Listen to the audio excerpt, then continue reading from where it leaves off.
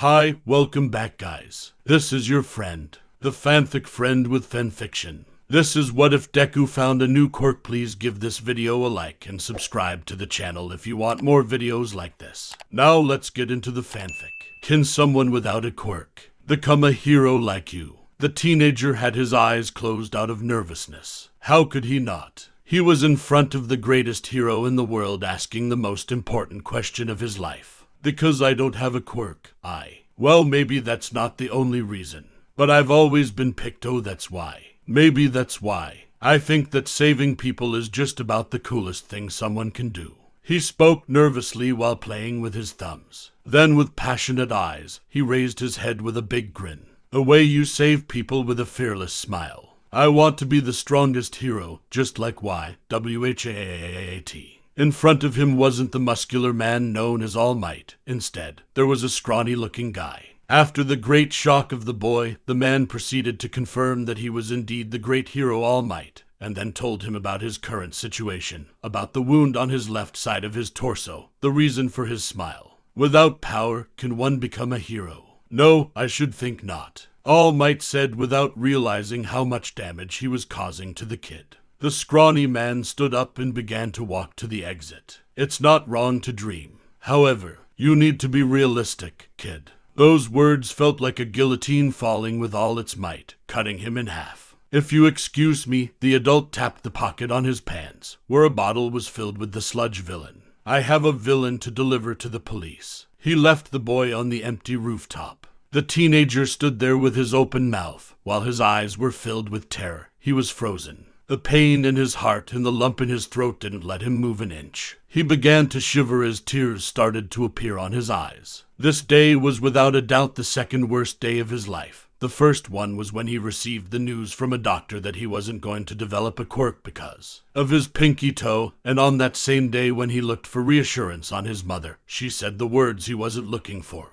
And now, today, apart from what just happened, his entire class knew he was going to apply for UA high school and made fun of him for it. And if that wasn't enough, his childhood friend and current bully, Katsuki Bakugo, didn't take it too well. After staying 10 minutes on the rooftop, the boy, Izuku Midoriya, was on the street on his way somewhere. He still had some tears on his eyes, which he was wiping away. Don't cry. You knew already, right? He scolded himself in his head. He began to rub his eyes with his wrists. It doesn't matter. You are still a hero, Izuku. Now stop crying and put your best smile for her. Taking his own words, Midoriya smiled as if nothing had happened. It was like All Might said, smile to stave off the overwhelming pressure and fear. The student began to jog with a big smile to see her. She wasn't a person but an animal, a stray cat to be precise, a female black cat that he met 2 years ago. It was a normal day. He was on his way home. Like always, he was entertained in his notebook where he wrote everything about heroes, but then a noise took him back to reality. It was a meow. The teenager looked everywhere, trying to find the source of the sound. When he heard it again, he moved his eyes up, finding a black cat stuck on a tree. It was clear that the animal couldn't find a way to climb down. It has to be pretty terrifying to be that high up. The boy wondered aloud. I should call the firefighters. He pulled out his cell phone to do just that. What? No way, the battery died. But I'm sure I charged it this morning. Sigh, do I have some change to make the call? He reached his back pocket, and when he touched it, he felt nothing, and that was a big problem. Hey, where is my wallet? Where?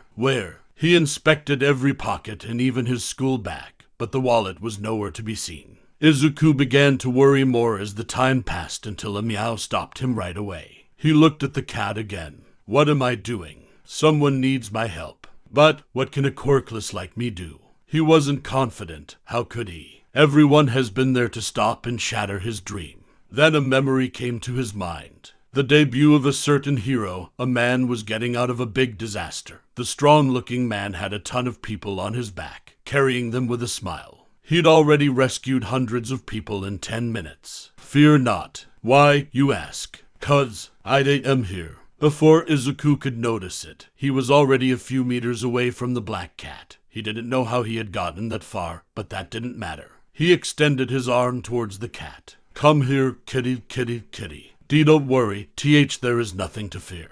Because I'm here. Izuku managed to put a forced and shaky smile on his face. He was afraid. If he fell now, he was as good as toast. The boy began to approach slowly. The cat, on the other hand, wasn't looking very friendly. It was hissing at him. It clearly didn't want him there. With a firm conviction, the young boy proceeded, passing his hand under the animal's belly, trying his hardest to ignore the pain of the scratches and bites. The teenager put the cat against his chest, trying to hunt it. It's okay. You're not in danger anymore. I'll protect you. His actions paid off, seeing that the animal was calming down.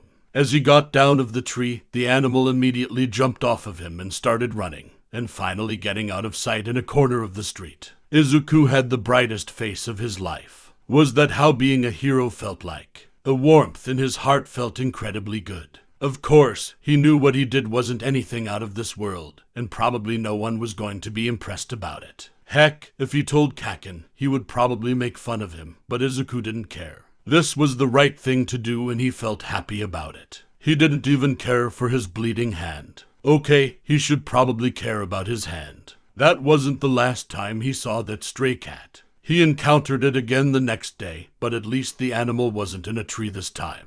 The boy and the animal locked eyes. The student found himself lost in those emerald orbs until a hiss brought him back. The sound was like if she was saying, "What do you want?" in an aggressive way. Izuku crouched. "Are you hungry?" he asked, even knowing they couldn't comprehend each other. Another hiss came out, which he interpreted as, "Get lost." "Wait here, I'll return in a sec." The green-haired boy got up and jogged away, leaving the feline there. A couple of minutes later, he returned as he had promised. "Here, eat up," he said with a smile, putting down a plastic plate on the ground. "It's takoyaki. I bet you'll like it." With hesitation, the animal got close to the plate, sniffing it a little and then start to eat it. The boy moved his bandaged hand toward the feline to pet it a little but was stopped by a hiss from the animal.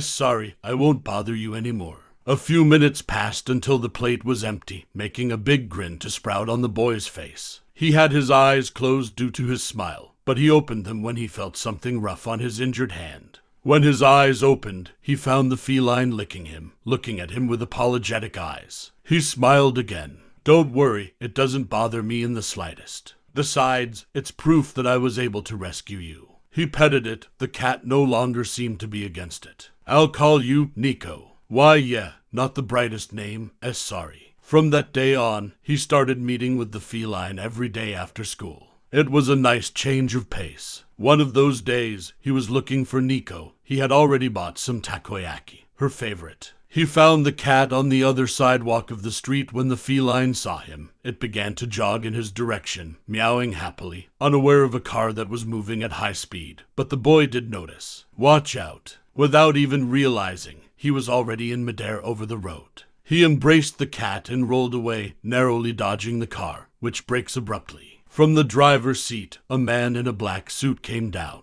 He wasn't happy. Do you have any idea of what just happened? You almost got yourself killed." Midoriya just bowed his head apologetically, without retaliating the yelling. Nico, on the other hand, was growling furiously at the man. The boy could almost hear her. "Fuck off. This is your own fault, stupid human." The only thing that prevented her from tearing apart the man was Izuku, who hugged her tightly. Enough of this. Another yell came from the car, but surprisingly it was for the man.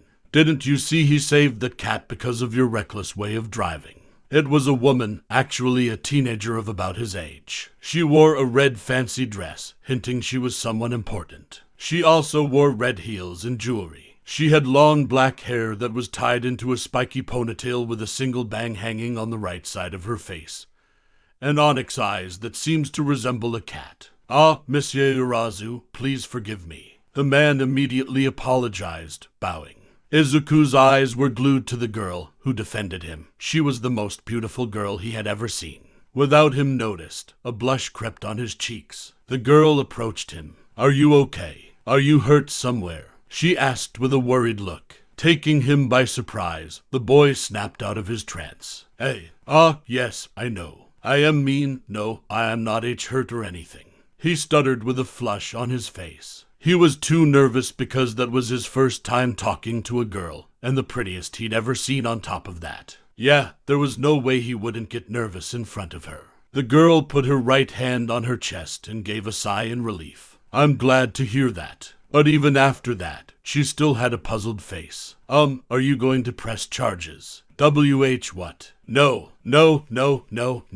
And no one is hurt, so there's no point in that. Don't worry. He negated with his hand while holding the feline with the other. The girl smiled with his response until some words came out of the boy. It didn't survive. What? She freaked out, looking everywhere, trying to find the victim. So sorry. It was my bad choice of words. Izuku apologized immediately. I was saying that my tea takoyaki didn't survive. He pointed to the mashed food that was currently under one of the wheels of the car. Judges, don't scare me like that. She yelled at him with a pout on her face. After a few seconds of silence, both teenagers began to laugh. Midoriya didn't have a way of knowing, but the girl was very thankful to him. She was a little nervous before because she was on her way to an important meeting, and a good laugh was just what she needed. Lady Yaorazu, if we don't hurry, we're going to be late for the meeting. Speaking about the devil, the driver reminded her about it. The young woman nodded with a smile. Well, I'm glad everything is okay. Here, this is for your food. She gave him a handful of money and then turned around and got into her car. Wait. This is too much money for a ... and she's gone. We didn't even exchange names. He said, a little depressed. Yaorazu. He echoed her family name in a low tone and smiled. Overall, he was happy to have talked to a pretty girl. He then lowered his gaze and looked at Nico in his arms. It looked mad with him for some reason. What? He asked, tilting his head a little. Slap the cat gave him a Nico slap, making him squeak an ouch. It was something cute but still hurt a little. After that day, their bond grew even more, and strong emotions didn't lack for long. Izuku often found himself saving the feline from various things, such as a pack of dogs, other stray cats, or even bad people looking for something to entertain themselves. And soon after, the boy began to think of himself as the hero of that black cat. On a rainy day, the animal was shivering because she had nothing to protect herself from the rain. She was astonished when she noticed the boy in front of her with an umbrella over their heads with a big smile on his face. It wasn't surprising that the cat jumped on his arms. They took refuge under a bridge until the storm stops, the same bridge where he would be attacked by a sludge villain in 2 years, and then saved by his hero. When moments like this happened, the young man shared his life with the feline. He told her everything. About his childhood friend turning a bully, about him being quirkless, about his dream. Yeah, it was nice to open up to someone that didn't judge or neglect you because of the absurdity of your dream. It made him truly happy. And like that, 2 years passed until the current day, where he was rejected by his biggest hero. As usual, he had a plastic bag with a bowl of takoyaki in it. He has been roaming the area, looking for the animal without much luck. Izuku proceeded to cross the street, making sure the light was green. But, without a warning, a car turned from a corner at full speed. By the look of it, it could be said they were thieves, and behind them were police patrols to confirm it. They were going to hit him, if not because he felt something was pushing him away from the road. Everything happened in slow motion due to the adrenaline. In midair, he rotated himself to look at the person who pushed him. But much to his horror, he found Nico there, in the air. Everything went to normal as he saw how the thief car hit her and threw her up in the air. His eyes and mouth went wide in horror. No longer than 10 meters away from him, the thieves were caught by a hero, but the teenager didn't care in the slightest. And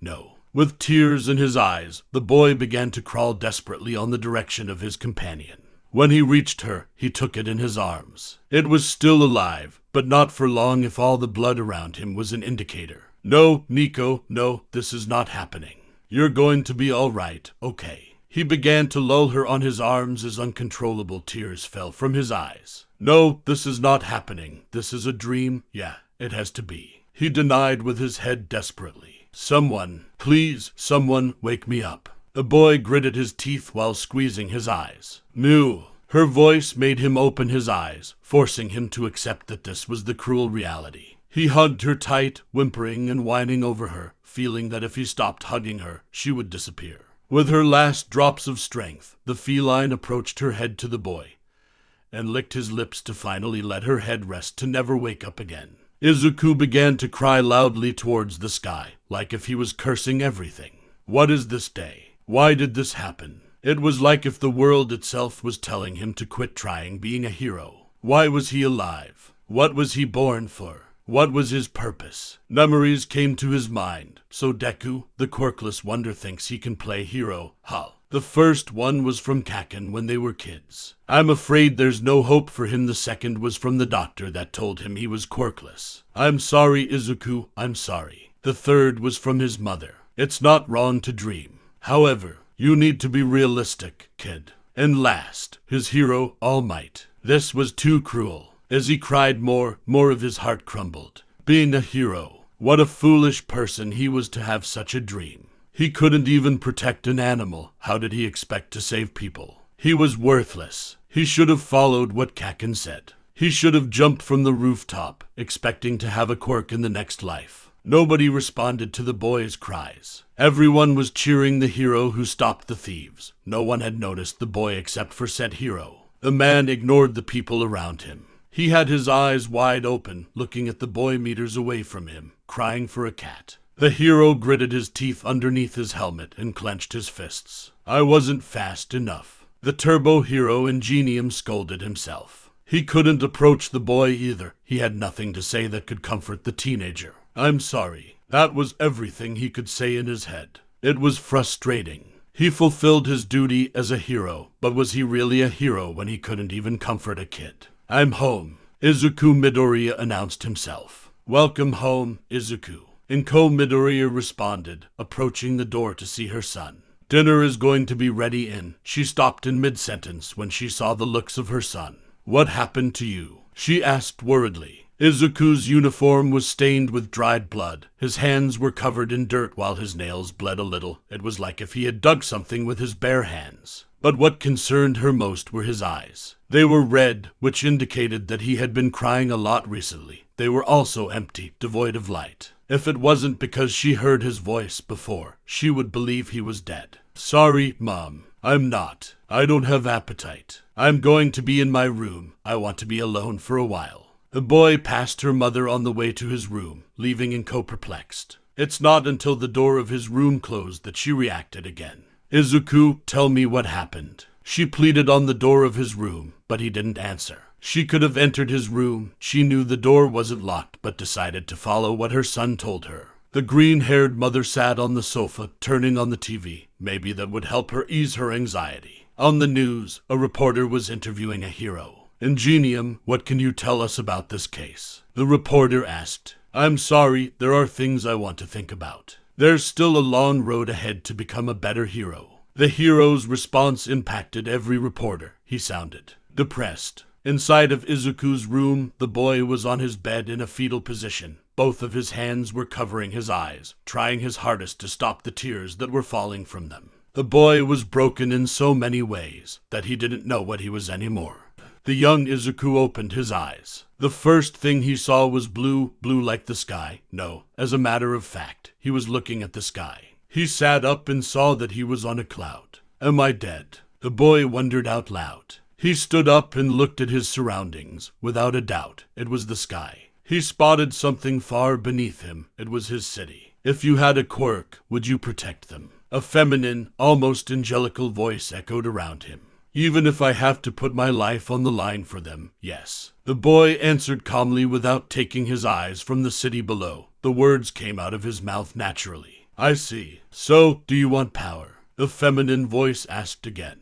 No. He responded. Oh, why not? The voice sounded curious. What I want is the capability to protect them. Power is just one of the means for it. Izuku answered. Umu. Then you want to be famous, right? The questions continued. I want to be recognized. His voice was almost like a whisper. Is there a difference? Yes, I don't care if I'm admired. What I want is for people to feel safe when they see me. He confessed. Yea, what about the money? A voice continued. What about the people? He questioned this time. Naihe, would you kill someone if you saw yourself in an unavoidable situation? It sounded serious this time.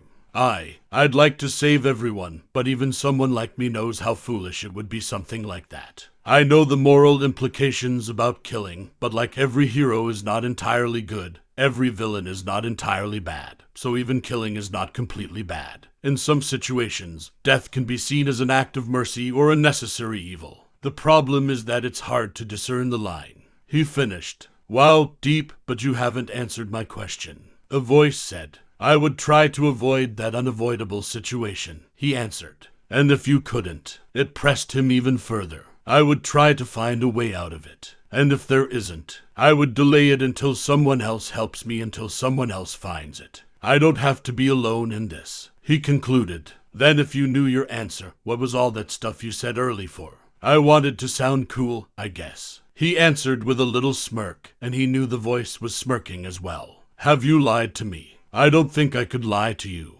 Will you smile for them? Yes. Will you smile for me? That was the last question. The teenager turned around with the brightest of smiles on his face, giving it to the woman that was behind him. The woman was smiling back at him. I had the feeling it was you. Nico, Izuku said with a gentle look on his eyes. The woman was wearing a black dress that went down to her ankles. She was barefoot. Actually, she was only wearing the dress. Her skin was like porcelain. Her hair was black and long, falling to her waist from where a slender black tail came out. On top of her head, 2 black cat ears twitched ever so slightly. Geez, couldn't you think of a better name? She mocked him. I know. His voice began to crack as tears started to overwhelm his eyes. I'm sorry. He covered his eyes as his legs faltered, falling on his knees. She approached him, kneeling in front of him, embracing the fragile boy. You were always a crybaby. I'm sorry I couldn't protect you. I couldn't save you. He couldn't stop crying. What are you saying? Tears were now presented in her eyes. You saved me so many times that I lose the count. They stayed like that for what felt like an eternity. What is this place? Where am I? Izuku asked, already calm. I call it your inner mind, I suppose. The woman replied. Why am I here? How are you here? Now he asked the questions. Isn't that obvious? You're here because I want to give you a quirk, she said with a smile. And I am here because I can. Remember the kiss I gave you? He nodded. A lick on my lips. He pronounced. Yeah, she said with a blush. Oh, come on. You should feel happier about it. It was from a beauty like me. She started shouting when she didn't saw a reaction from him. You were a cat, he said. And so what? It's still 100 times better than eating a stupid strand of hair. She was really energetic. What? He asked, really confused. Never mind. The thing is that I'm going to give you a quirk, okay? She said, a little exasperated. Okay, the boy smiled. What is it? Good. The quirk is called feline. It's not like the quirk cat. Got it. Izuku nodded, reminding himself to write down everything later. This quirk will give you access to the capabilities of all the feline family, but even more awesome. Izuku couldn't help but look impressed. And that would be? He asked, really excited. Naihe, glad you asked. I'll give you some examples. First, the strength of a tiger. Second, the speed of a cheetah. After that is the agility of a lynx, and that is just the beginning. You also have the bite of a jaguar. That sounds awesome, Izuku commented. She continues. The libido of a lion. She said, no, I don't think I need that one. He said deadpanned. That was one of the best. She muttered. Well, there's all the abilities that the feline family shares. You know, like climbing and all that. There are other amazing abilities that I'm going to inhibit for the time being. She explained. Why? Izuku asked curiously. Because you're still not ready for them, of course. She scolded him. But I can give you a hint. She showed him a mischievous grin that would put in shame the Cheshire Cat. Think in every superstition there is about our family, our genealogical tree, and even mythology. He nodded. I don't quite get it, but everything sounds incredible. He said enthusiastically. Are there any drawbacks? He asked. Nico moved her hand to her chin, trying to think on any. I guess that would have to be the primal instincts, so be careful with those laser pointers, balls of yarn, catnips, and all that. Oh, and watch out for those heat seasons, she said with her right index finger up. What? The green-haired boy screamed. That last one was the most alarming.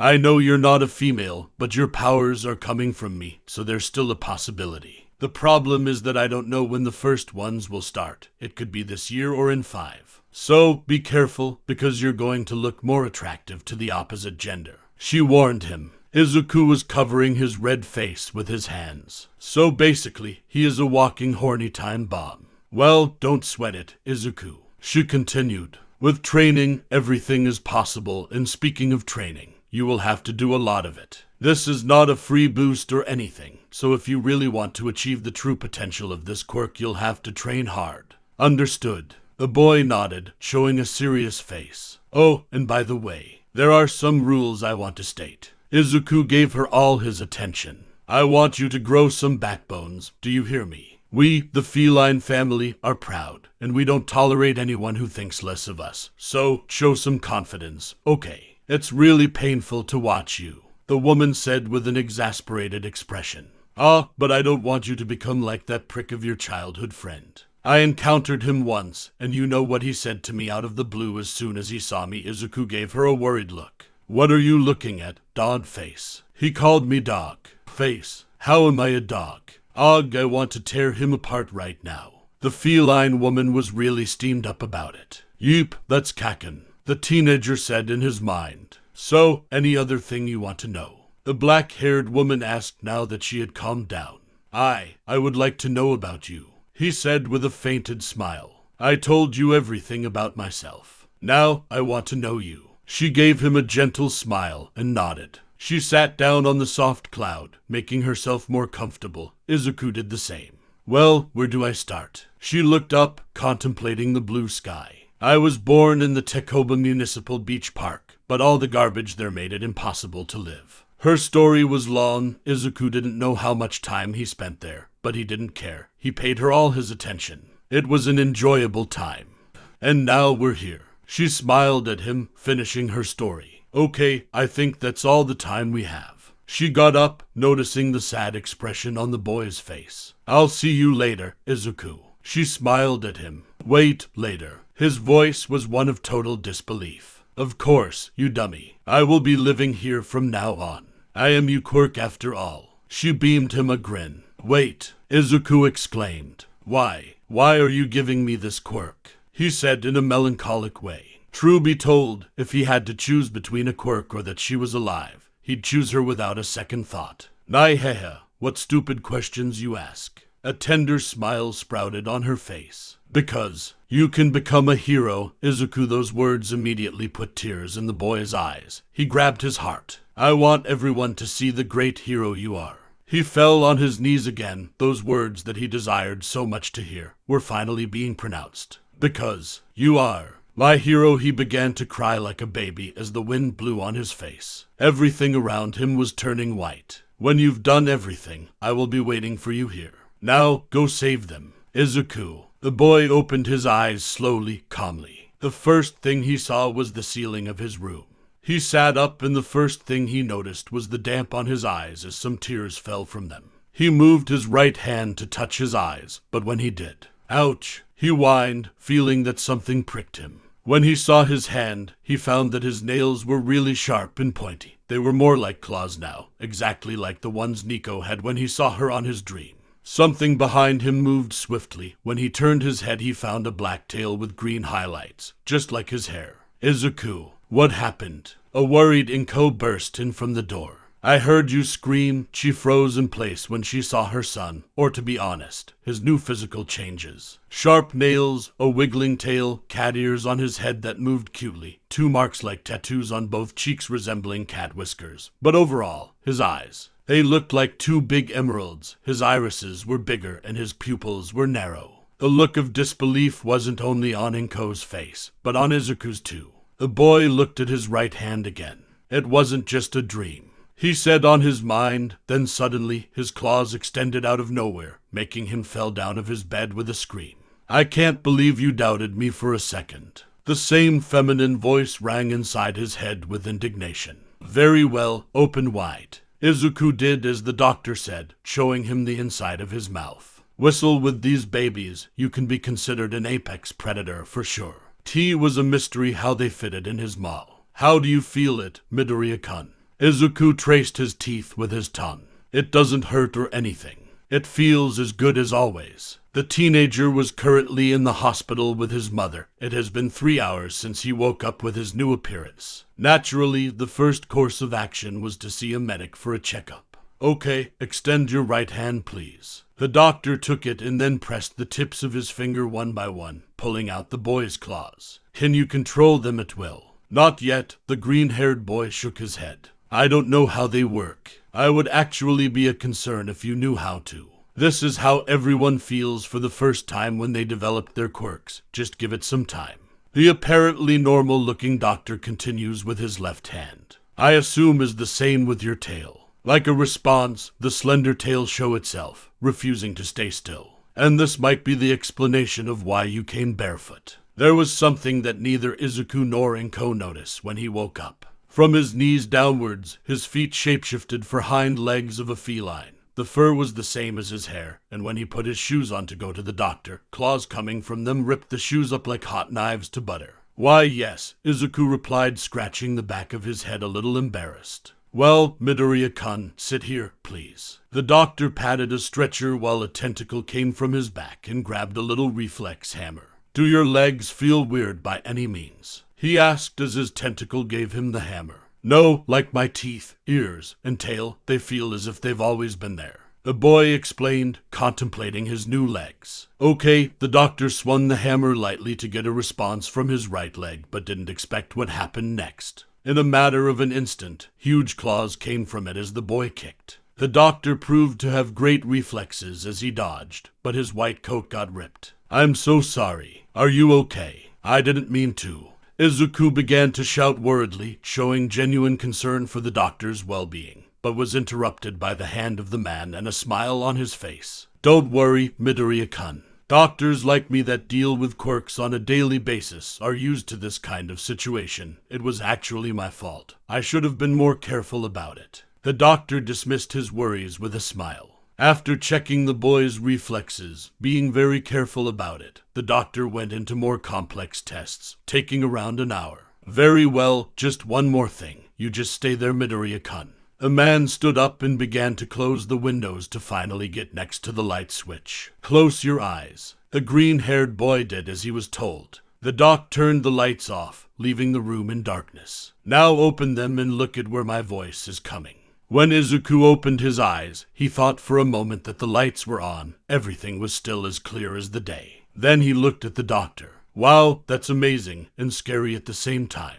Said the grown-up man. He couldn't see anything except for 2 glowing emeralds in the darkness that stared at him. Can you see me, Midoriya-kun? Yes, I think I can see even better than before. The boy answered hesitantly. Read the letters in front of you, please. Midoriya read them easily, confirming what he just said. Thank you, now close your eyes again. The lights were on again. After that, the doctor called the boy's mother who was waiting outside, then went to his computer to finish everything. As expected of Inko, she was completely nervous and waiting for the words of the doctors were making it worse. The man finally finished with his computer and looked at them with a professional smile. There's no need to be worried, Miss Midoriya. Everything is in order. Of course, developing a quirk at this age has no precedence. However, I didn't find any anomalies in his body. Midoriya-kun is completely healthy.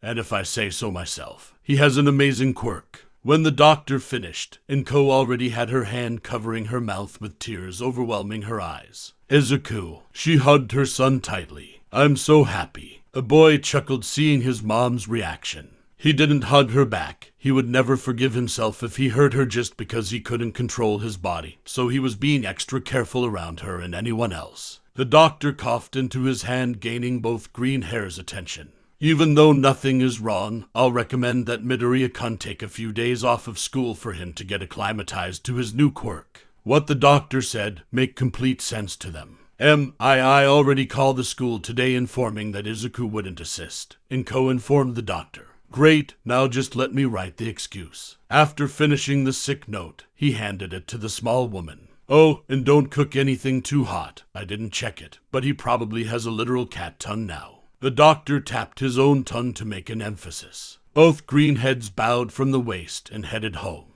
Meanwhile, in Midoriya's school, Izuku Midoriya. The teacher called the next name on the list. All right, he's not coming today. the man said to himself after remembering what he was told earlier. Hey, Kakim, a student whispered, trying to gain Bakugo's attention and succeed. Do you think we went too far yesterday with him? The fuck I care. That's what he gains for being in my way, that damn nerd, Katsuki almost yelled. His eyes fell on the empty chair of the green-haired boy. A frown appeared on his face. Thinking on Deku only made his blood boiled. A few hours had passed since Izuku returned from the doctor. He was now in his room trying his best to control his claws. He was currently holding his left hand in front of him, staring at it really intensely. Then suddenly his claws extended, but were the one from his right leg. He let out a sigh, seeing how his new attempt ended in failure again. Yet, like if that wasn't enough, his own tail smacked the back of his head, making his frustration even greater. Sigh, this is impossible. Does anyone with a new quirk has to go through this? He rambles in his head. Well, what do you expect if you're doing everything wrong from the start? Nico's voice echoed in his head. But I don't even know where to start. Can you give me a hand? A paw. He wasn't surprised at all from hearing her voice. He already knew she could do it, and was happy about it. I learned that if I give you the answer, it won't help you at all, so it's a no. Izuku groaned a little with her answer, but then stayed quiet. Naya, it's something in your mind, Izuku, she asked inquisitively. I'm a little afraid. I still remember the incident with the doctor. It could have ended pretty bad. What if next time I hurt someone? It could be my own mother. I could never forgive myself if that happened. The boy stated. And that's why I gave this power to you. I knew you could handle it, and you just show me I was right if you're that concerned about it. Thanks. Izuku smiled at his companion words of thrust. I can give you a hint if you want. This immediately caught the teen's attention. You're thinking like if this quirk was some kind of power, the feline said with an amused smirk. What's that supposed to mean? Quirks are powers, right? The answer to Midoriya's questions was a giggle. Your hint only managed to confuse me more. Izuku, lunch is ready. The voice of his mother took him out of his thoughts. The boy decided to stop worrying for the moment. He would think better with his stomach filled. He got a pleasant surprise finding that his mother made katsudon, his favorite. I thought in making your favorite to celebrate that you awaken your quirk, Inko said with a smile on her face. Midoriya wanted to hug her, but the fear of harming her held him back, so he only returned the smile and sat down to start to eat. Inko put the news on the TV before sitting down with her son. It was most likely they were about heroes, something that fascinates Izuku.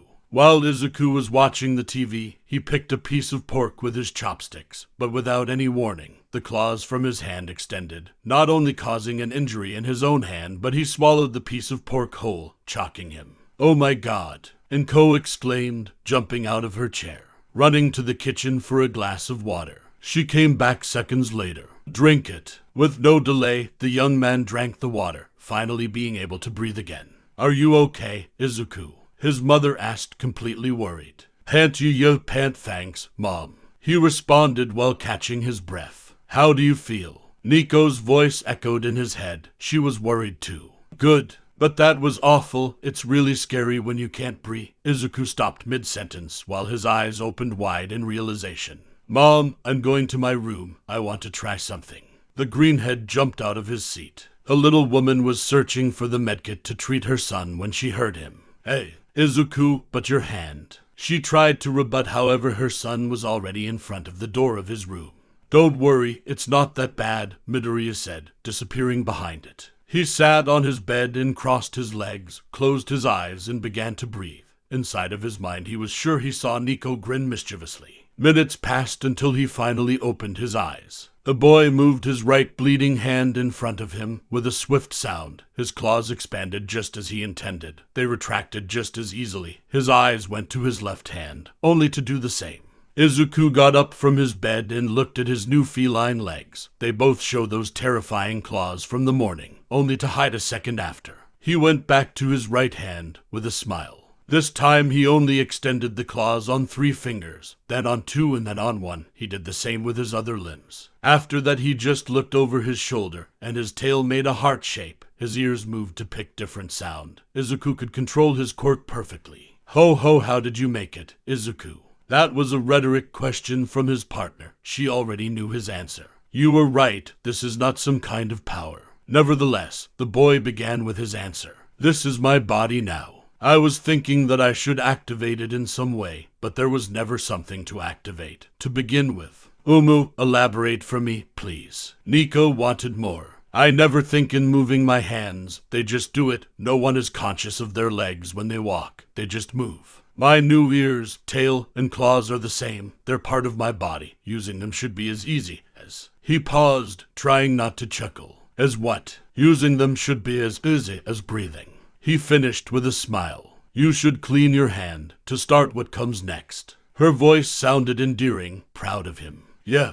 He went out of his room to inform his mother of his progress. Needless to say, she hugged him hard of how happy she was. After getting some bandages on his hand, he went back to his room, sat in front of his desk, and began to write a plan to train his quirk. Dinner was already over, and Izuku was on the sofa sleeping. His head was resting on his mother's lap. They enjoyed this kind of moment. For Inko, it was almost like if she had a real cat on her lap, and the occasional purr coming from her son didn't help with that, nor with her heart that was at the point of melting of how cute her son acted. She had to stop often to regain her composure. But the life of a mother is busy, so she had to leave him to do the chores, which wasn't an easy task because she didn't want to leave him. Inko finally managed to get up without waking Izuku up. Okay, first is laundry. Now decided with what she should begin, she went to her son's room to pick his clothes. When she entered the room, Inko noticed something that stopped her completely. The decoration was different. There was only one figurine and one poster of All Might. The mother was sure that this morning when she entered to check on her son, all the merchandise of the #1 hero was there.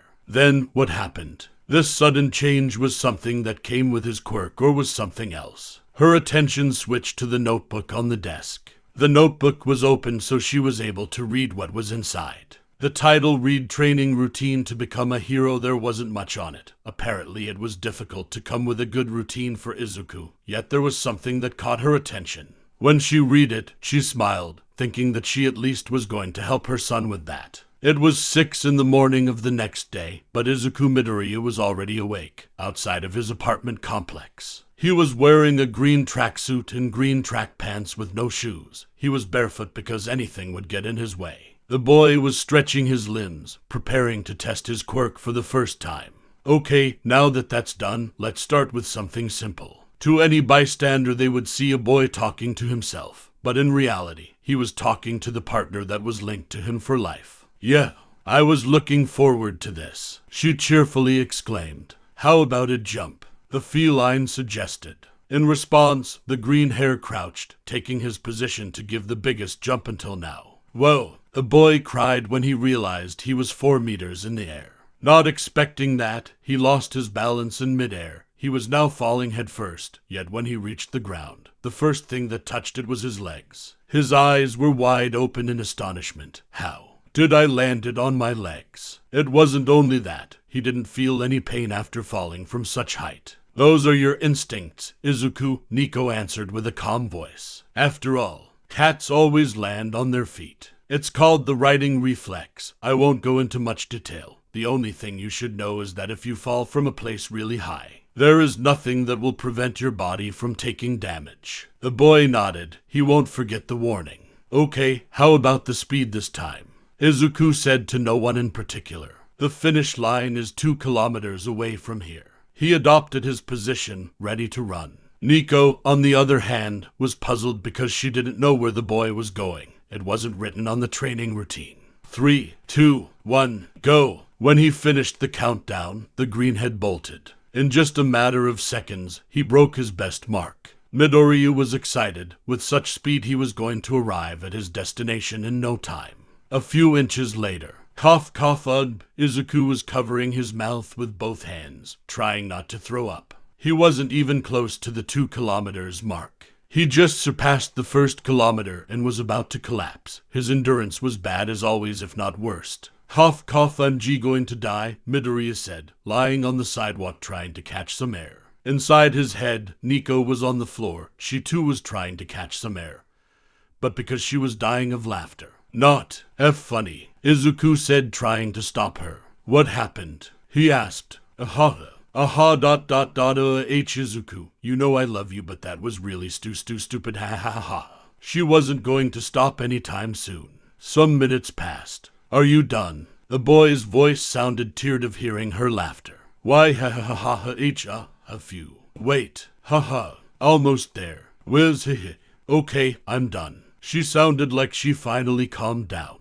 "To tell you what happened. Listen, cheetahs had a really bad endurance. They cannot run for too long. But you are lucky, because of the other felines. You can actually improve your stamina. You'll just have trained harder." "Understood," was the only thing that came out of Izuku's mouth. He got up and began to jog in a more normal pace. "Why are we here, Izuku?" The cat's voice sounded surprised. "They have finally arrived at Takoba Municipal Beach Park." Izuku had a peaceful smile. "I thought cleaning this place would be a good workout," he answered. His voice sounds like a whisper, soothing her. "There's no need for that." Pronouncing those words made her sad. "There are better ways to train your body." "I want to see it," Izuku said. "The ocean?" she inquired. "Your smile," he clarified. "This was the place where you were born." "I don't like it. That your only memory of this place is all the garbage and junk here. Besides, if I don't do it, who will?" Nico was smiling tenderly. "Also, I learned something about being a hero." "What is it?" "Smile more important than defeating villains. Heroes are the example to society." The feline was impressed. When did he mature so much? But as the answer hit her, her face saddened. It was her death. The event hit him harder than she realized. It robbed him of his innocence, and there wasn't a way to go back. That was the reason why he took the All Might merchandise off his room. He no longer followed blindly a figure of a hero. He was creating his own version of what a hero should be. "Though I'm no hero, I'm going to show them how to take care of a beach," finished the boy with a grin after diving in all the junk. The new strength of Izuku Midoriya was something that amazed him. He was able to lift things that no normal person should, but there was other stuff which he couldn't move no matter what he tried. To say it briefly, he was stronger, but by no means was it enough to be a hero. He stopped around 12. The sun was at its peak, meaning it was lunchtime. The boy jogged back to his home, but not before he vowed to clean the beach before the 10 months to take the entrance exam to UA. When Izuku arrived at his home, he was surprised that his mother wasn't home. He didn't think much of it, though. She probably was buying the groceries. Yet it put a smile on his face to find his lunch in the microwave. She always thinks on him first. After a great meal, he went to his room to begin with basic exercises like push-ups, sit-ups, and any other he could do in his home. Around 7 p.m. his mother finally arrived, and like any good son, he went to welcome her. She was really surprised to see the state of her son. He was soaked wet in sweat. "Ugh, Izuku, you should take a bath right now. You stink really bad," said Inko while pinching her nose with cringe on her face. "Oh, why yeah, sorry, Mom." The boy went to the bathroom to do just as his mother said. He probably stunk that bad for spending hours cleaning the beach. He was really tired as well, so a bath was just what he needed. It was good that the jaguar part in his quirk let him enjoy the water. After a relaxing bath, Izuku was now eating dinner with his mom. The voice of his mother made him stop, leaving him with an open mouth and food midway to it. "Yesterday I saw your notebook with a training routine, and I thought I could help you with something written there." This new information astonished the teen.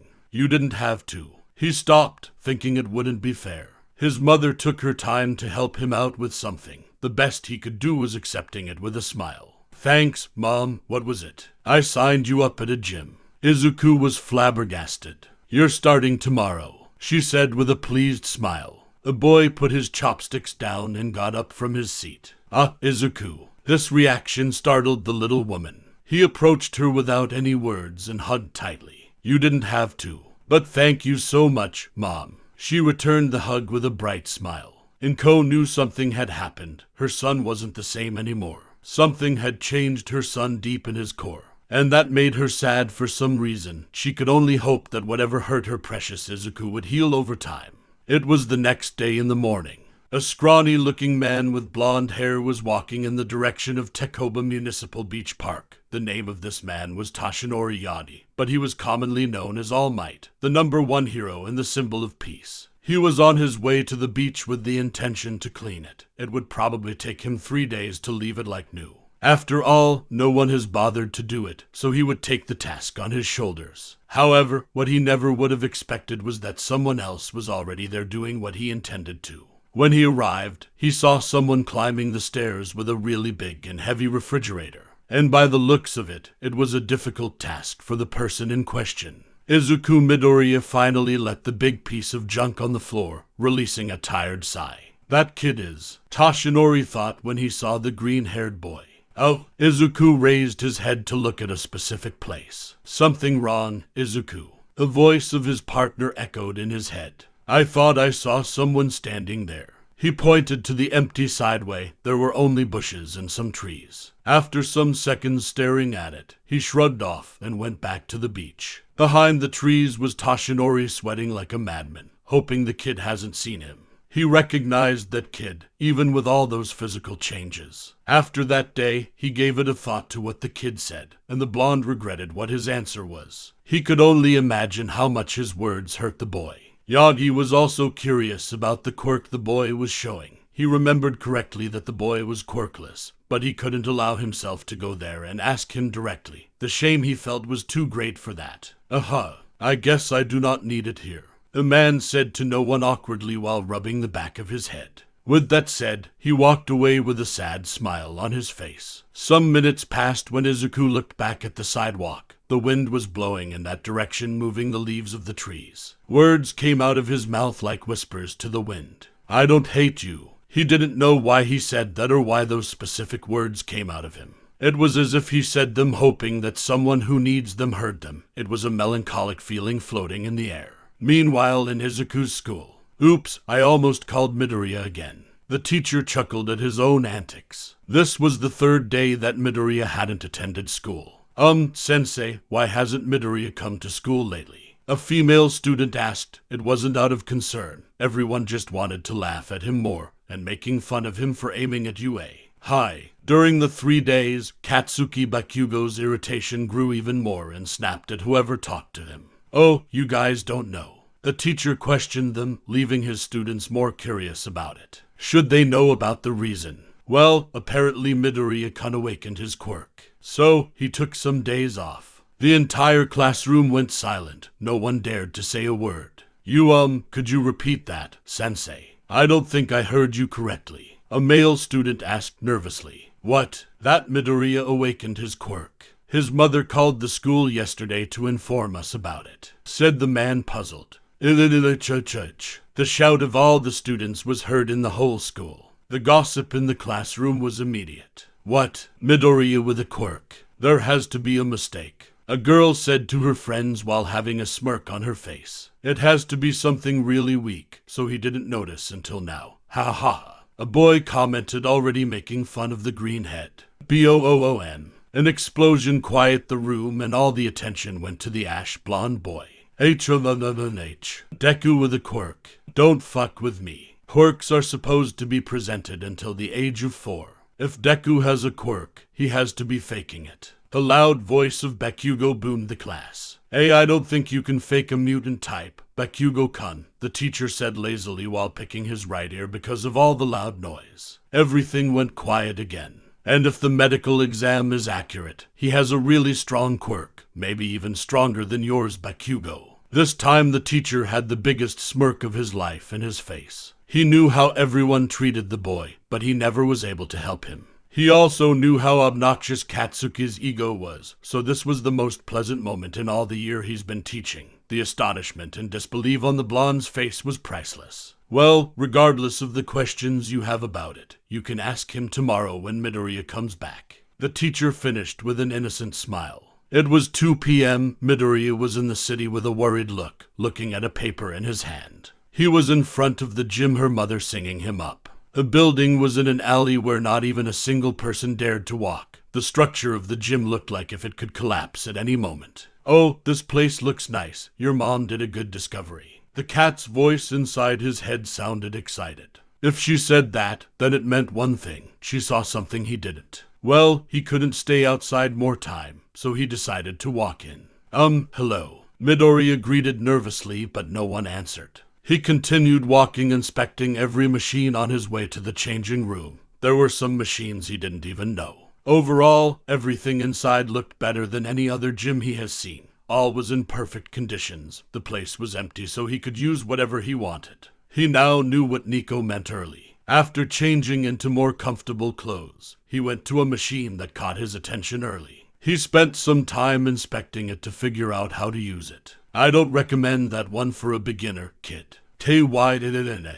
Izuku screamed after hearing a man voice at his back. It scared him so bad that he ended jumping, nailing his claws at the ceiling like a cat. His quirk really has changed him. Oh, nice reflexes you have there, the man said, impressed. The boy finally saw the man. It was a very tall, muscular man of a wide build with slightly tanned skin. He had a square jaw which juts out a notable amount, small eyes, and short white spiked hair. The man was wearing a white t-shirt and dark blue track pants with black sports shoes. Izuku got down easily thanks to his riding reflex. Oh, sorry about that. You caught me by surprise, said the boy. Yeah, my bad. I just wanted to give you a few tips. You're new, right? The man was friendly, which Midoriya was grateful for. Why, yes, I'm starting today, and I don't know where to begin. The greenhead answered with a smile. Oh, then how about I help you with that? I know how to use every machine here. The muscular man proposed with a smirk. Hey, and no, I don't want to be a burden. But the boy declined, moving his hand nervously. Hey, don't worry about it. I only come here to keep my build. Besides, the manager and I are the only ones who ever come here. So seeing a new face is nice every once in a while. The white head replied with a smile. I'm most of the time here when I'm not working, so helping you out would keep my mind occupied. Izuku couldn't say no to him when he put it like that. Okay, thank you very much, sir. He inquired the man's name. Oh, I don't like my name that much, so just call me sir. The man said, a little bit ashamed and waiting to hear the boy's name. Izuku Midoriya, sir. He replied with a smile. They both passed the afternoon at the gym. The man explained to Izuku how every machine worked, what muscles were used in every exercise, and how to make the best of all of them. They practically already have a routine to follow. When the clock hit 6, it was time to end. They both meet outside of the gym. Sir, Midoriya called the man. Yes, Midoriya. They were like friends already. There's been something in my mind for quite a while. The man just waited for the young man to continue. Have I seen you before? Izuku asked, tilting his head. Ha, so I was right. You didn't recognize me at all. The man laughed, finding it funny for some reason. Well, you're a good kid, so I don't think there's any harm in telling you. The man said with a smirk, then pointed himself with his thumb. I'm the pro hero Death Arms. Gasped the pro hero Death Arms. Izuku freaked out. Death Arms, the hero who? The boy began to mumble everything he knew about the pro, which made the man in question more and more unsettled. Hey, Midoriya. Oh, Midoriya. The man finally shouted to bring the boy back to earth. I'm right here. The greenhead snapped out of it and realized his mistake. So sorry, I'm a big fan of yours, and well, I'm always wanted to be a hero, so I guess I got too excited about it. He said apologetically. Don't worry about it. Death Arms said with a smile. He guessed that anyone would have that reaction if someone who a few moments ago was your training buddy ended up being someone you admired. So, you want to be a hero? Izuku nodded shyly. That's awesome. You would be a great hero. Those words made the boy really happy. Then which high school are you going to apply? To UA. Midoriya said nervously. He was afraid the pro was going to laugh at him for aiming so high. Oh, then you'll have to train harder, though. I'll help you with that. The pro beamed at him. Izuku began to laugh. He didn't know why. The only thing he was certain was that he felt a great relief. Thanks, Death Arms. Unknown to Izuku, Death Arms noticed some tears falling from the boy's eyes. Hey, how about we go to eat some ice cream? It's my treat. The hero proposed while patting the boy's back. With a nod from Midoriya, they went into the city talking and laughing. From that day, they began a friendship. At last, the day to go back to school came. Boot. I'm late. Izuku's mind was in overdrive. It wasn't that he woke up late. In fact, he woke up early than ever to go and clean the beach before school, but his timing was wrong and ended up spending more time on the beach than he intended to. And now he was running to school as faster as his new quirk allowed him to. Now he was in front of the door of his classroom. He had barely made it in time, but because of his endurance, he was crawling and was at the point of throwing up. Now I'm seriously going to die, he yelled in his head. And of course, Nico was laughing her ass off. After finally catching his breath, he opened the door and walked in, forgetting about his new appearance. But just a few steps in, he stopped, feeling something off. Everything was too quiet. His head moved robotically at the direction of his classmates. Every single one of the students was looking at him. All the eyes were wide open in astonishment. Being the center of attention was something new for him, so his mind went blank, leaving him with a single word that came out of his mouth, breaking the silence. Naya. Inside of his mind, he punched himself so hard after hearing what he said that he probably killed himself. Such loud noise hurt his ears. He was so afraid, he almost merged with the blackboard at his back. The teacher wasn't there yet, so everyone did whatever they want. You're lying. He's so cute. A girl almost squeaked, saying that to her friends. All the girls were probably thinking the same. Wait, what? He looks so awesome. A guy commented. I know. What the fuck? He looks more badass than me. Not fair. Another boy replied, cursing his quirk. Boom. Deku. After yelling the nickname, Bakugo went literally flying from his seat to the greenhead's position with explosions to move faster. The blonde readied his right backward to blow Midoriya's face when he reached him. Izuku, seeing that, frozen in place. Izuku, move. Nico's voice yelled, bringing him to reality. She wasn't going to allow Bakugo to hurt Izuku ever again. Boom. Smoke came from the blackboard. Everyone in the classroom had their mouths hanging in surprise, even Bakugo. In less than a second, Izuku not only moved his head out of the way, he grabbed Katsuki's wrist, moving his hand away to not get even remotely close to the explosion. You bastard. Katsuki recovered quickly and reared his left fist, swinging it at Izuku's face. But with ease, the cat boy caught it with his other hand, surprising everyone again. Bakugo tried to free himself to no avail.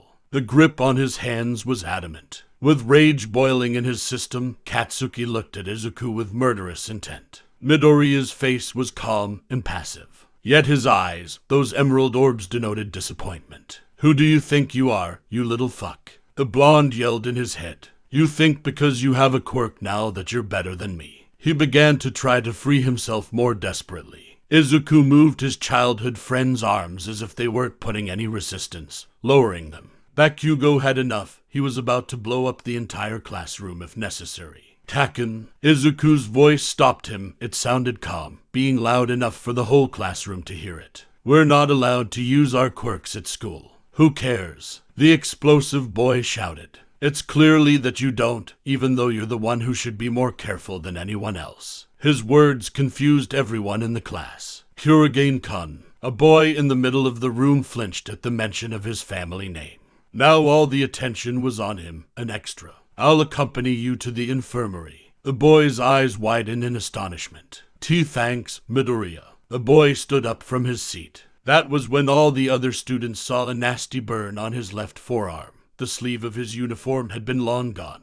Everyone began to gossip about it. The boy was trying to hide it since he was hit from one of the explosions that Katsuki used to fly to Midoriya, and the first one to notice was the one who was further away. That was when Bakugo understood. The disappointment in Midoriya's eyes wasn't because he had a better quirk, but because he hurt someone. In a swift move, Izuku was now at the door with Kurogane. Leaving Katsuki shocked, the blonde never saw when Midoriya released his hand and walked to the door. Don't worry, I'm sure the nurse has something for that, said the green hair with a reassuring smile while putting his hand on the other boy's shoulder. The boy smiled back nervously, not because of his injury, but for the new Midoriya at his side. After the morning incident, the rest of the day continues like normal. Everyone glanced once in a while at the feline boy just to see his normal behavior. Katsuki was of course sent to detention for his actions. When school was over, Izuku went immediately to the gym to train.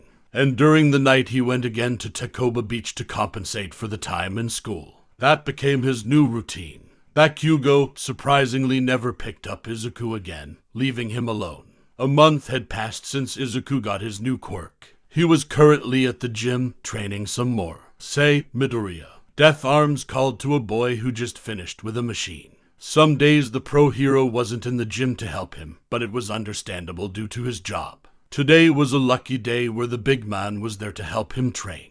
What kind of hero do you want to be? The hero asked while handing some water to the boy. Hey, what do you mean, sir? Izuku said, confused. Well, a hero who saves people with a smile, of course. He responded, figuring that was the answer. I was talking about like those heroes who only do rescue missions or those who only fight villains. Death Arms clarified. But I guess your answer is to be expected. In these days, everyone admires All Might. Those words hit a nerve within Izuku. No, I don't. I want to. He didn't know what to said. He wasn't basing his answer in All Might. It was different. However, he couldn't express that in words. What kind of hero do he want to become? Didn't know, and that answer scared him the most. Ha ha ha, don't worry, Midoriya.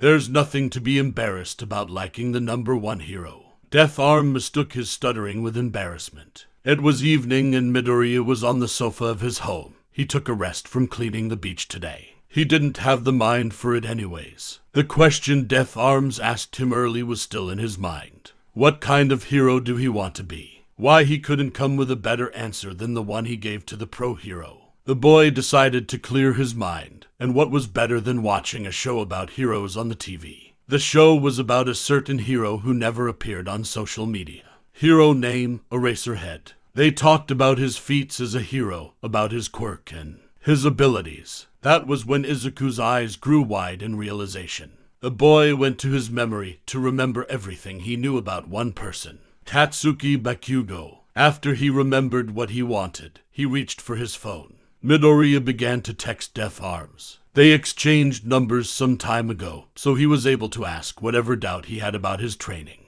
Death Arms, Midoriya. I'm on my break, so sure, asked anything. Death Arms, well, I guess since I was a little kid, around when I got my quirk. Is that all you wanted to ask? Izuku, yeah, thanks. By the time when Izuku finished messaging, he was covering his eyes with his forearm, the same hand that held his phone.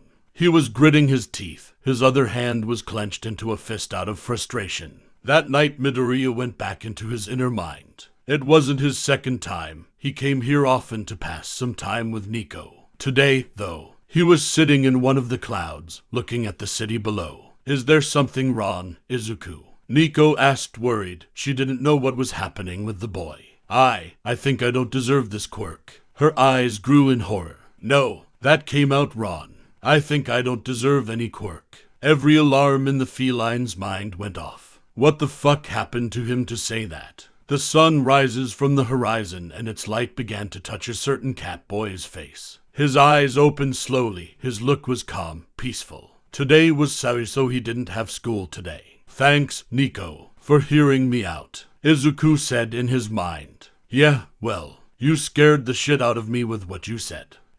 Sorry. It was a hasty decision. He apologized. Don't mention it. But, are you sure about this? She sounded worried. Yeah, you're my hero. The boy replied with a smile. Oi, don't say that lightly. She scolded him. Izuku tilted his head and thought in those words she just said. PFF. Ha.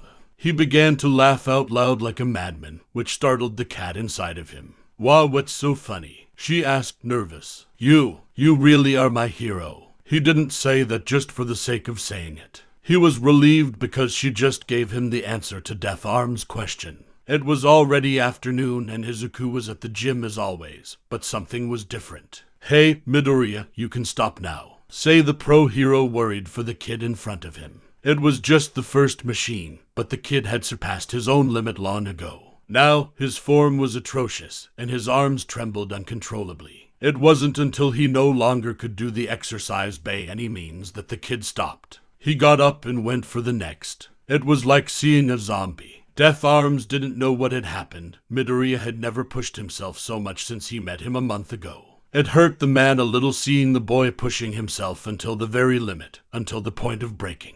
Oh, Midoriya, I know I said that you had to train hard for UA, but this is absurd. Why are you doing this? The man asked, genuinely worried. Catch up. The pro couldn't hear but just a few words. What did you say? He asked again, getting closer to hear him better. I have 11 years of doing nothing to catch up. His voice sounded painful, and the look of his face was even more. Izuku was in pure pain. This astonished the pro-hero. Izuku Midoriya had made up his mind. For 11 years he didn't do anything to make his dream of becoming a hero a reality. He just waited. He was waiting for a miracle. It was like his dream was more of a wish. He couldn't believe how stupid he was. Having a quirk or being quirkless, all of that, it didn't matter. He never worked hard for his dream. How could someone like that be gifted with an amazing quirk like the feline? It was unacceptable. And even when Nico literally slapped him to put some sense in his mind, saying he still had time, he could not allow it. He only would grant it if he paid by going through hell. He will break his own body if necessary.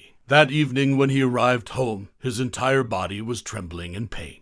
In his bed he screamed without any voice that came from his mouth. He didn't sleep that night, nor he was going to in the next ones. Like if that wasn't enough, he began to exercise at school with grippers. But he found something that made him rethink his ordeal. If you train every day to the point of collapsing without leaving your muscles to rest, you're going to end up damaging the muscle instead of making it stronger. So he decided that he would take 2 days of the week to rest. It's been 3 months since he got his quirk, and 2 months since he started his inhuman routine. Today was one of those days when he rested from his exercises. And even though he was supposed to relax, he was often found jogging through the city. His resistance has improved a lot. Today was no exception. Izuku relaxed today. Nico's voice sounded tired, and she was tired just by looking at Midoriya. Fu, I guess you're right. He stopped at a park, cleaning the sweat out of his forehead. The green leaves and the blowing wind were enticing, so he walked aimlessly. He finally came across a clearing. It was a small one, probably only 2 people fit there, but apparently no one had noticed it. Perfect for him to rest just a little before continuing. Izuku laid down on the grass. The wind was fantastic. It was like a gentle embrace. Also, the smell of fresh grass and the sound of nature was too much for him. Ah, this is bad. It feels too good. With his tired body, there wasn't a possibility for him to not fall asleep. 30 minutes later, the bushes began to rustle. From them, a girl came out. The girl was wearing a plain and modest-looking dress. The skirt went down to her ankles just to meet high brown boots. The most extraordinary feature was her hair. It was green, thorn-covered vines, probably the manifestation of her quirk. She was carrying a paper bag with bread in it. The girl was going to eat it in her favorite and secret place, but was surprised to find someone already there. It was a boy with cat features on his body. She was shocked that someone had found her secret place, of course, but seeing how he was sleeping soundly, she didn't dare to wake him up. The girl, whose name was Ibara Shizaki, after thinking a little on what to do, decided to sit down next to the sleeping boy and began to eat her bread with a smile. Having an unexpected but not unwelcome company was nice. After all, the boy didn't look like a bad person. Ibara was even tempted to pet the stranger because, before her eyes, he looked like a stray kitten, a cute and helpless kitten. She noticed something when she stared at his face for quite some time. He was tired. Not only physically tired, but mentally and spiritually tired too. The girl could only deduct the boy had gone through a bad experience that scarred him. It made her sad a little bit. Then she did the only thing she could at that moment. She prayed. She put her hands together and prayed for the boy who she met just 15 minutes ago, hoping for the better. Izuku's eyes opened slowly as he sat up. The boy began to rub the sleep out of his eyes. That, without a doubt, was the best nap he had ever taken. This would be one of his favorite places to rest from now on. It had great weather, and no one would go there to bother him. It was perfect. Hey, Izuku. Nico's voice took his attention. What's that on your head? That was a strange question. Did he have some leaves stuck in his hair? When he reached to his forehead, he felt something pointy. With care, he took the thing off. It was a thorny vine covered with flowers. It was a crown of flowers. This awakened him completely. Someone else was there with him when he was asleep.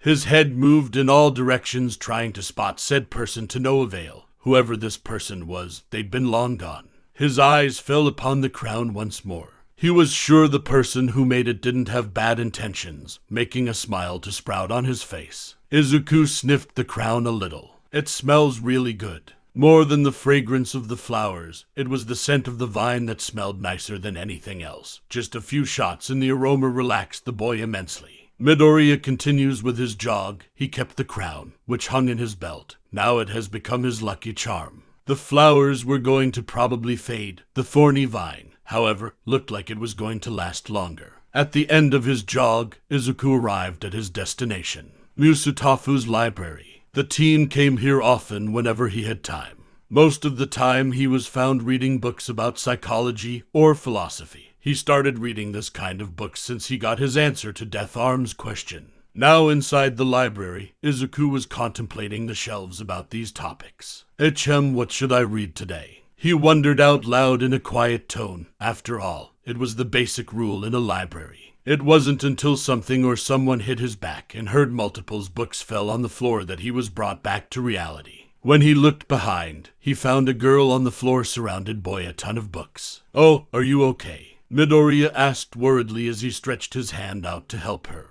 which she took thankfully. The girl was wearing a plain black tank top and baggy cargo pants and a jacket tied casually around her waist. She had quite a mature build, although she was probably the same age as Midoriya. She had salmon pink hair, which was styled into thick dreadlocks, but something that caught the boy's attention was her eyes. Their irises were yellow with a cross in the center, making them look somewhat like scope lenses. "Thanks, I didn't saw you there," the girl said cheerfully. Why, yeah, don't worry about it." He was a little bit nervous. This was his second time talking to a girl. Even though he's been boosting his confidence thanks to the exercise and Nico, he still had work to do in that department. "Oh, hey, let me help you with this." Izuku crouched to begin to pick the books up. The girl remained there with her eyes fixated on the cat-looking boy's back. "Hey," said Midoriya in his mind when he saw the books. "Engineering, thermodynamics, physics." God damn, the voice of Nico sounded impressed. The irony of those two words almost made Midoriya break in laughter right there. Yeah, it was really impressive that someone of his age was able to comprehend such complicated things as these. Although, this made a question to pop up in his head. How did she end up behind him when the section for these books is at the other side of the library? Then he felt something touching his back that sent shivers up his spine. There were two, very soft, mounds on his back. Yet like if that wasn't enough, two hands came from underneath his arms and began to touch every single section of his torso. His neck almost cracks when he moved his head to look at his back. There he found the girl, and he could identify the two mounds on his back. It was her breast. If his face wasn't already as red as a tomato, then now sure it was. "She's a pervert. She is a pervert," he screamed in his mind. Now, Izuku." Nico's tone was calm, almost enjoying his reaction. "Don't be a pussy now and enjoy the trip." Her sarcasm was like a punch to the guts. "Oh, what a nice build you have. You must train a lot." The girl sounded like if she didn't think she was doing something wrong. After some seconds, she ceased the touching, giving the boy some space. For a second, Midoriya felt that his back was empty, but he knocked out that sentiment out of his mind. He must remain pure. I have a favor to ask you." The girl sounded excited. "Well, what is it?" To Izuku, she didn't look like a bad person, or that she had ill intentions. "Would you be the father of my babies?" Izuku screamed, although his hands moved unconsciously to cover his mouth. He was still in a library. His face, of course, went to a new scale of red. A few inches of explanation later. Izuku was hyperventilating. The shock hasn't left him yet, even after understanding what she meant by babies. "So, would you be my test subject?" Her smile was blinding. The green head sighed exasperatedly. Why him? They only met 10 minutes ago. Well, he knew she had been looking for someone who can take a punch, but still, this was too out of the blue. Nico, of course, was almost dying of laughter inside his head. He raised his head, ready to decline. However, her bright smile and eyes full of expectation stopped him right in his track. Then suddenly, the kind of hero he wanted to become to his mind. And with that, his answer was set in stone, and probably his fate. He smiled tenderly at her and said, "Very well, I will be your test subject." Her face showed such happiness that Izuku feared she would faint there. "Yeah, MFMB. She shot her hands upwards and shouted. Midoriya was quick to react and covered her mouth, but like if she didn't notice, she continued to shout into them, letting out only mumbles. When she finally calmed down, he took his hands off. "I'm Mei Hatsu, but because we're colleagues you can call me Mei. Izuku Midoriya, but you can call me Izuku then." The boy introduced himself. "I'm bad with names, so Izu will do," she said enthusiastically with a thumbs up. Midoriya let out another tired sigh. He figured he would be doing that a lot around this girl from now on. Well, the bright side was that he would never get bored with her around. She collected all her books and began to walk. That moment was when Izuku understood how she ended on the other side of the library. Mei had so many books that they covered her face, preventing her from seeing where she was going. Wait. He stopped her immediately and took half of the books. "If you walk like that, you're going to end bumping into someone or something." "Aha, thanks, Izu." Hatsune beamed at him. She had made a great discovery today, finding this partner. Izuku sighed again, but this time ended with a smile. And what kind of pandemonium he got himself into. Outside of the library, Mei walked with 2 enormous bags filled with books. Izuku was at her side. "Oh yeah, something came to Hatsune's mind. Give me your phone for a sec." Sure, but what are you going to do with it?" He handed her his phone. Her fingers moved through it like lightning. "There," she finished, tossing the device to him. "I added my phone number. I talk to you next week so we can start working in our babies," she said cheerfully. "See you later, Izu." She jogged away, leaving the boy behind. Izuku was like a statue, then suddenly his legs faltered, and he fell on his knees. He raised his phone with both hands to the afternoon sun with trembling hands, like that scene from The Lion King. "I got the number of a girl," he shouted in his mind. What a great day to be alive. It was evening and the sun had been long gone. Izuku was on his way home, but there was still a long road ahead. After all, he was still in the city. Musutafu was a completely different place at night. All that light, those flashy things, it always got his attention. It was in his nature of a feline, so it was to be expected. One of those signs took his emerald eyes away. Ever since he decided what kind of hero he wanted to be, new interest began to inhabit in his mind. One of those few things was music, so a music shop really caught his attention. Well, I have nothing to lose. He shrugged and entered the shop. Inside the shop, he noticed the decoration was rock or punk kind of type. He went to the shelves at the window. There were headphones for the customers so they could listen to the music and see if something caught their attention. The boy put some on. In an instant, his world was blown away. He closed his eyes, and his body began to move involuntarily at the rhythm of the music. Parallel to him, a girl with earphone jacks hanging from each of her earlobes at the end of 2 thin cords was finishing the purchase of an album in the same shop. She was now going for the door until something caught her attention. With the shelves at the window was a boy of her age listening to music. He danced in the places without caring about others. However, the thing that caught her attention was the headphones. It was because he had cat features that he was wearing the headphones in a way that was. How weird. The words escaped her mouth while she gave a smile to the uncommon scene. The emerald eyes of the boy shot open and stared directly at her, startling her mind. Shoot, did he hear me?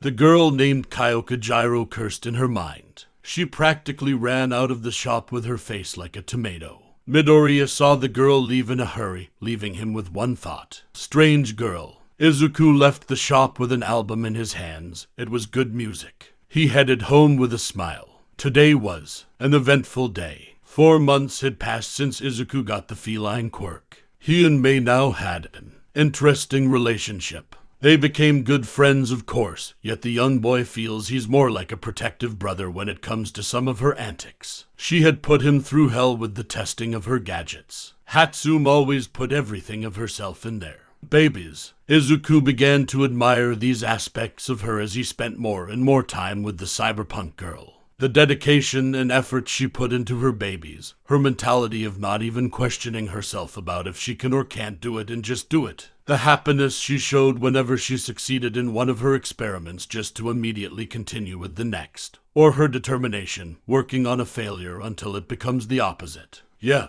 he learned a lot from this crazy girl. But of course, there is always the other side of the coin. Mei, more often than not, forgets about eating or even sleeping when it comes to working on one of her babies. Her workshop can and will become a mess in a matter of hours, and when she is by herself, the girl tends to disregard her own safety testing her gadgets. And when all this stuff happened is when comes out of the cat boy. He even had learned the basics of Hatsune's work so he can help her with something to fasten the process.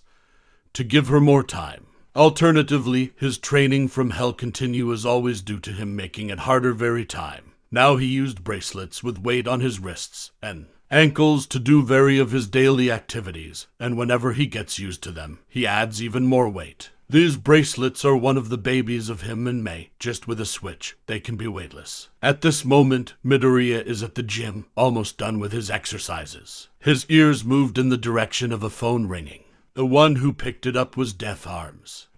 Yes, I will be there immediately. The pro sounded serious. The man hung off the phone and spotted Midoriya looking at him. An emergency, I gotta go, he said swiftly while walking hastily to the changing room. He always carried his hero costume with him. I'm about to finish. I'll be there in no time to watch you, said Izuku, also serious. The pro hero just nodded without looking back. He knew what the boy meant by that. The kid wasn't going to be there to help him or anything. It was too dangerous for him. Midoriya was going to be there to watch him doing hero job as reference for his future. Death Arms had left already, and now Izuku did too. He began to jog to the place of the incident. His face didn't betray any emotion. Ever since Nico's death, he stopped smiling when an incident happened. Before that event that marked his life, he was always happy and eager to see heroes do heroic deeds. Now he only showed happiness and relief just when he knew everyone was safe and sound, including the heroes. And for just to be sure, he turned the bracelets off. It was a building lit on fire.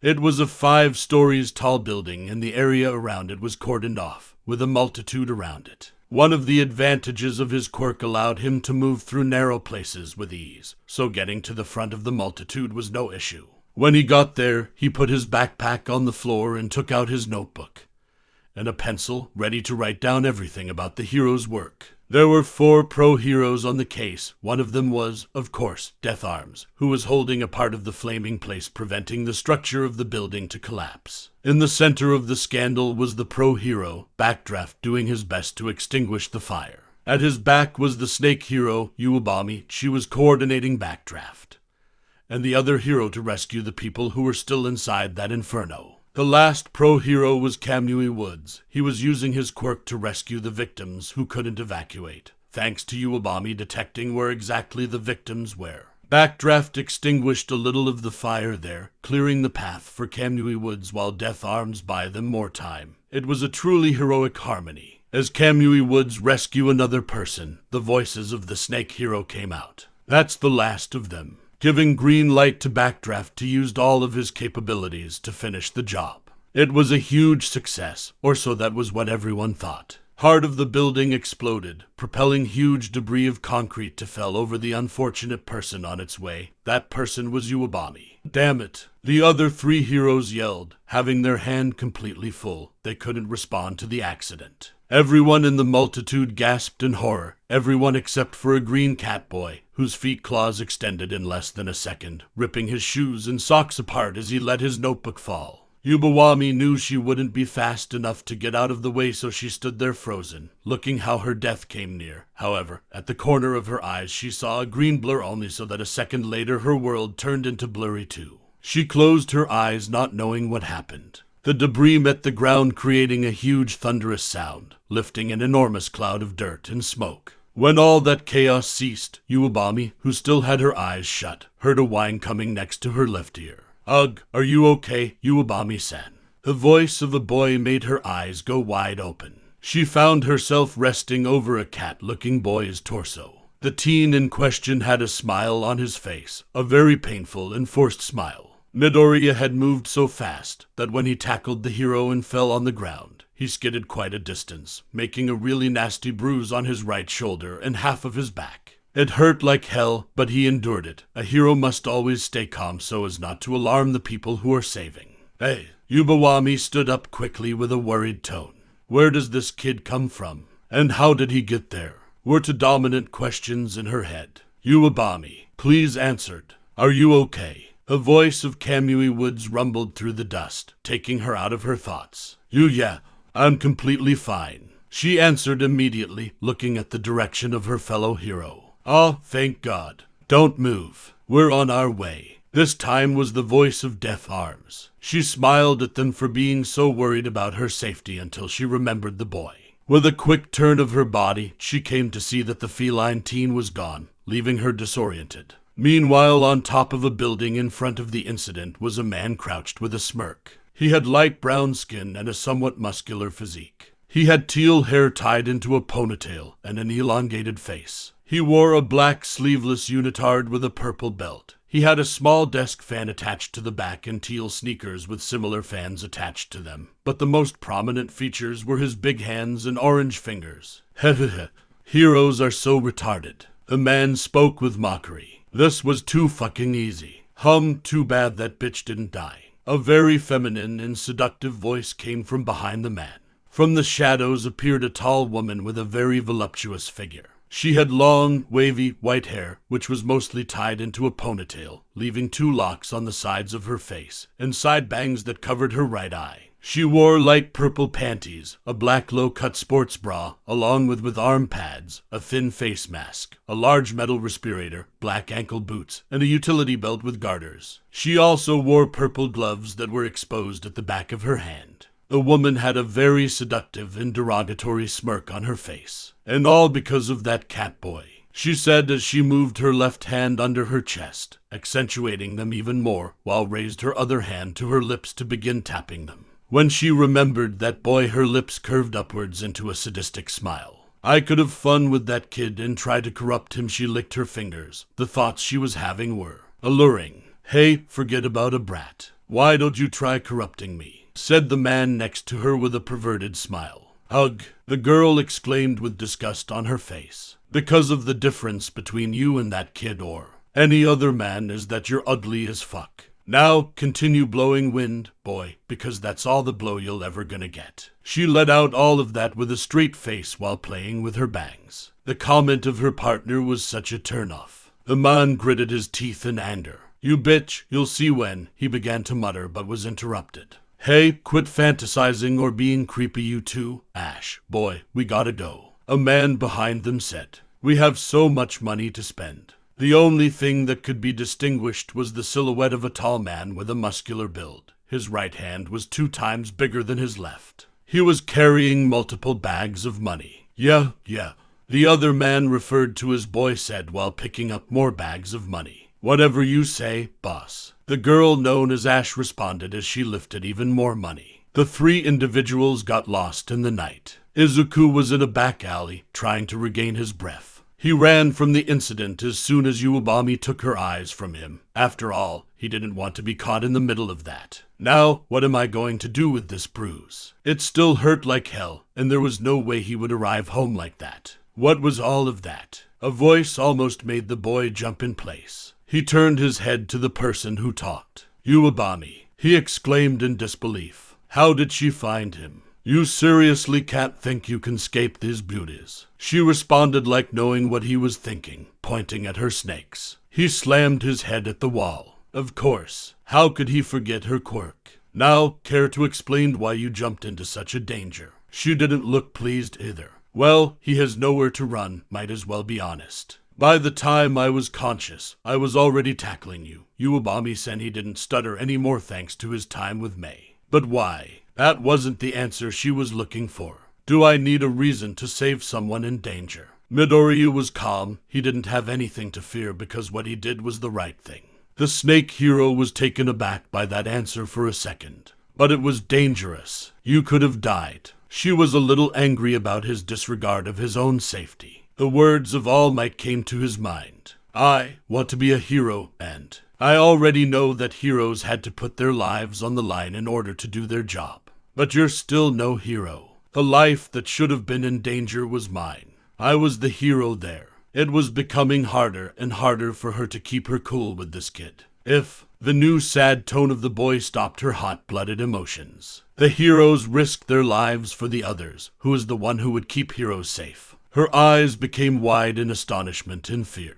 It is because they are heroes that they don't need to be saved. She lowered her head and gritted her teeth. Then leave that to the other heroes. It was a little frustrating and sad that this kid saw the world so different from other kids of his age. She wasn't this conscious when she had his age, for God's sake. What happened to this kid? I do. But if they can't and I'm there, don't say it. The hero pleaded in her mind, already knowing it was futile. I would do it again. A single tear came from her right eyes, not that the kid could see it. That's what heroes do, right? Izuku gave her a smile. Iwabami wanted to cry and let her emotions out, but she couldn't. Not in front of someone else, not in front of this kid. Damn, not even the commercials she did were this demanding.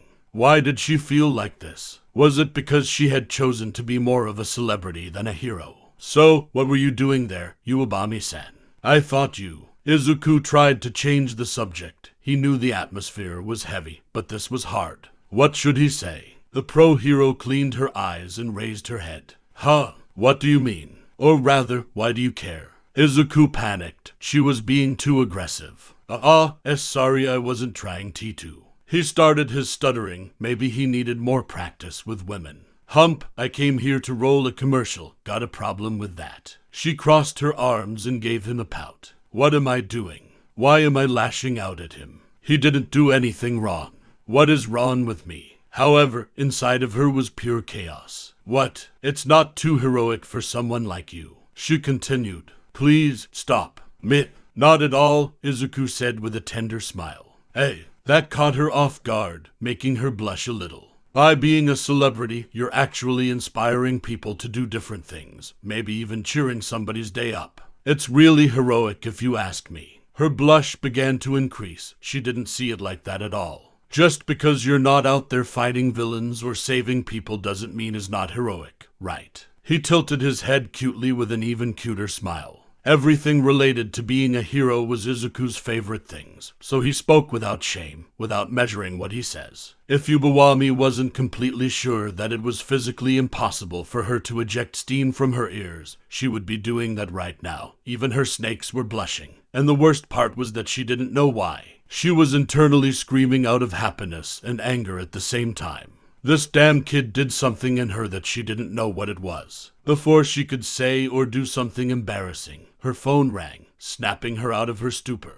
What is it? She answered the phone. Her calm personality came back. Whatever she heard put her on alert, and so did with Izuku. Understood, I'm on my way. And with that, she hung off. Did something happen? Izuku asked, worried. A bank a few blocks away was robbed. She informed. They need me to track the villains down. Midoriya's mind jumped to something. Could it be that those responsible for the theft used the fire to distract the heroes? Hey. Yubawami's voices took him out of his thoughts. She sounded nervous for some reason. What's your name? She asked with a tint of red on her cheeks. Why was he so nervous asking a kid's name? Well, at least it was too dark for him to notice it. Unfortunately for her, Izuku had an excellent night vision. Does she have a fever? He thought. Oh, is Izuku Midoriya? He an F's word. Midoriya. Okay, don't get yourself in trouble. She began to walk away. Yubawami-san. He called for her.